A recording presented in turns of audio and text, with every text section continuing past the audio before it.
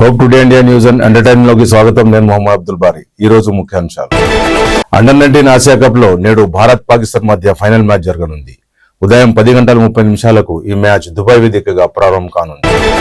నేడు తెలంగాణ భవన్లో కేసీఆర్ అధ్యక్షతన BRSLP సమావేశం జరగనుంది. మధ్యాహ్నం 2 గంటలకు ప్రారంభం కానున్న ఈ సమావేశం BRSLP మీటింగ్ లో కీలక నిర్ణయాలు ప్రకటించనున్న కేసీఆర్ పాలమూరు రంగారెడ్డి ప్రాజెక్టు పరిధిలో 3 బహిరంగ సభలు నిర్వహించాలని కేసీఆర్ నిర్ణయించారు.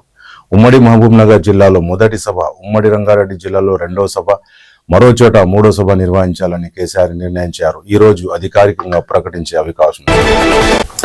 నిజామాబాద్ లో మరో శిశువు విక్రయం కలకలం రేపింది. డబ్బుల కోసం మగ శిశువును విక్రయించిన కన్నతల్లి బాబును కొన్న వ్యక్తిపై కేసు నమోదు చేశారు. రైల్వే స్టేషన్ దగ్గర 9 నెలల కొడుకును 1,20,000కు విక్రయించగా బిడ్డను స్వాధీనం చేసుకుని బాల సంరక్షణ కేంద్రానికి అప్పగించారు.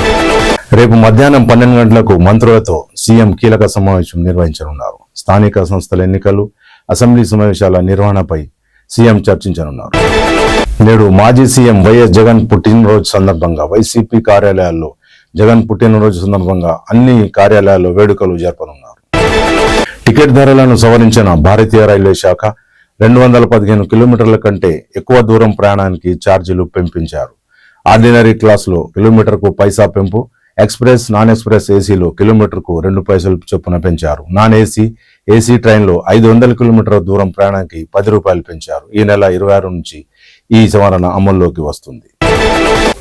నేడు తెలంగాణలో కాంగ్రెస్ శ్రేణులు ఆందోళనలు నిర్వహించనున్నారు. జాతీయ ఉపాధి హామీ పథకం పేరు మార్పుపై ఈ నిరసనలు జరగనున్నాయి. హైదరాబాద్ లో సిఈసి జ్ఞానేశ్వర్ కుమార్ పర్యటన సందర్భంగా నేడు సాలార్జంగ్ మ్యూజియం సందర్శించనున్న సిఈసి సాయంత్రం రవీంద్ర భారతిలో BLOల సమావేశంలో ఆయన ప్రసంగించనున్నారు.